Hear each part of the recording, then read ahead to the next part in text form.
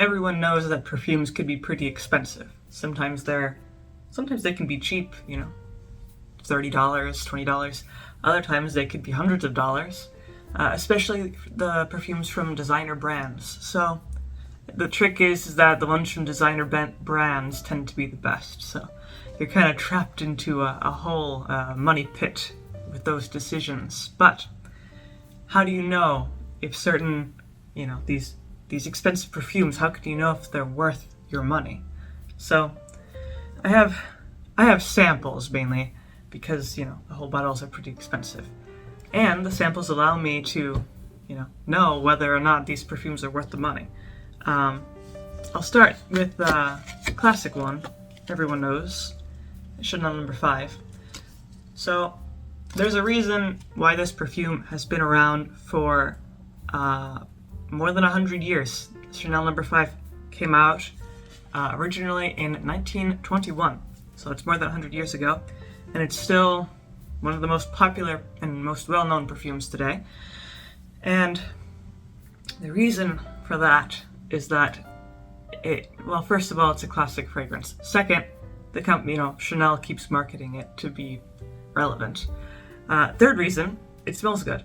So Chanel is mainly a floral fragrance mixed with very noticeable musk notes, civet. I think there's some amber in there, and it's not your typical floral. It's not light and bright and fresh. It's more, mixed with those musk notes, it makes it way more, luxurious, almost sultry. So the thing about this Chanel, I think, is generally $90. The larger bottles might be $120. It's around the $90 to $100 range. And for the bottle, I think the bottle is probably, I don't know the exact size, maybe 3 ounces, maybe 2 ounces, around that range. So for the price of $90 to $100, whatever, is it worth it? I would say that this definitely, if you want a high quality, very classic, timeless perfume that's going to last you a while because it's quite strong, I would say that Chanel No. 5 is worth the price. I don't really have any qualms with it. I don't think there's any immediate downsides. I think it's a fragrance that 99% of people will like because it's been around forever. People know it. There's not much that's too offensive about its smell. So, if you want to treat yourself, with a nice little present, then this perfume can go a long way. And, you could think of it as an investment, even though it's $90. The bottle that you get will last you probably several months, maybe a year, depending on how often you use it. So the other one is kind of in the same vein here, Shalimar. And the thing about Shalimar, it's on the same level as Chanel here. It also came out in the 20s, 1925, and it's kind of a different creature though. It's mostly smoky, incensey, has some wood notes and some musk notes, a little bit of citrus in the top, but that's pretty much what it is. It's a really heavy, really thick, luxurious kind of perfume, and especially the eau de parfum, which is, stronger. And along with this one, there's a reason why it's been around for almost 100 years. It's classic. A lot of people like it. Sometimes the strength is a bit too much for some people, but in general, it's a very beloved sort of fragrance. And the bottle also, which is this, when you buy the whole bottle, you are paying for partially the craftsmanship of the bottle. I don't know if they do this anymore, but the top, the little blue bit here on the cap, used to be French Baccarat cut crystal, which is naturally very expensive. And so, like I said, I don't know if they do that anymore. If not, then it probably should be a bit less expensive. But if so, then the price is pretty, worth it. Because the bottle is in a sense, a work of art, crafted from that glass. I think this is more or less the same price range as Chanel No. 5, $90-ish, maybe $120, $150. Depending on the bottle you get, the larger the bottle, the more you're going to pay. I love this perfume, so I would splurge if I had the chance to buy, Shalimar. This is a very powerful perfume, especially even compared to Chanel No. 5, meaning it will last you ages. So this too is kind of a long-term investment. Even though it is expensive, it's going to last you forever. So I would also say Shalimar is very worth it. And Guerlain, the brand, is known to produce very high-quality perfumes. So really, you get what you pay for. The next one is Joy from Jean Patou. This is a tricky one because this is used to be formerly known as the most expensive perfume in the world. I don't believe that's the case anymore, but this perfume is still very expensive. I think it's $400 or $500 for the full bottle. You might be able to find it maybe $200 in discounted areas of the internet, but in general, this is more expensive than your average Chanel perfume or your average whatever. The thing about this, why it's kind of tricky to say whether it's worth it or not, it is extremely finely crafted. It came out in 1930 during the Great Depression, made with more than 10,000 flowers all mashed up to create this really pure floral fragrance. And even when it came out in the 30s, people were like, no one's going to buy this. This is too expensive. It's the Great Depression. They're not going to buy this. People did buy it because, when it's the Great Depression and you put this thing, it's the most expensive perfume, the best perfume, finely crafted. There's 10,000 flowers in this thing. People are going to buy it because they're like, oh, I want to have that.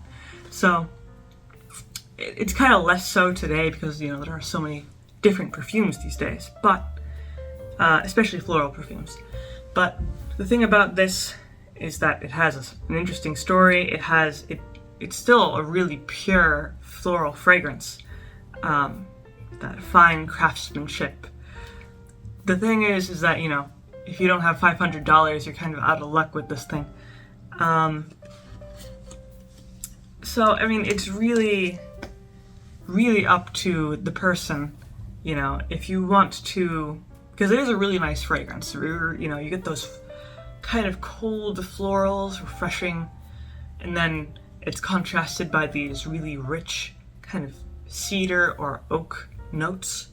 And definitely, you could tell it's luxurious, rich. In the past, it was really reserved for the wealthiest of the wealthy. But it's kind of either way, is it worth it or not? It kind of depends on your budget, I suppose. Most people won't want to spend several $100s on a bottled perfume. But if, it's an iconic perfume, Joy. These days, Joy is taken up by Dior's Joy, but this is the original, Jean Patou Joy. So it's kind of a 50-50 for me, is it worth it? So it's really up to the buyer. One that I really dislike is this one. But it's hard to see. Versace Eros Parfum. Versace Eros for men, which I believe is the original. That's, a big player in the perfume industry. I think most people like that one. This feminine version I dislike for multiple reasons, and I don't think it's worth the money at all. The full bottle is, I think, $130 if you get it directly from Versace, their website. If you get it from other places, I think it's cheaper, maybe $70, $60, I don't know. But even if it was $20, I wouldn't think this was really worth it.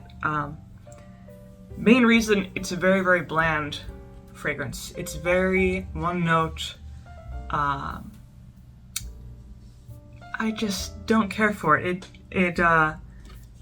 So it's supposed to have lemon, floral notes, jasmine, sandalwood, pomegranate. But I find that it's really not much except for pomegranate, and even then the pomegranate kind of has a diluted feel to it, at least in my opinion. I'm sure there's some people that really like this fragrance, especially pomegranate enthusiasts.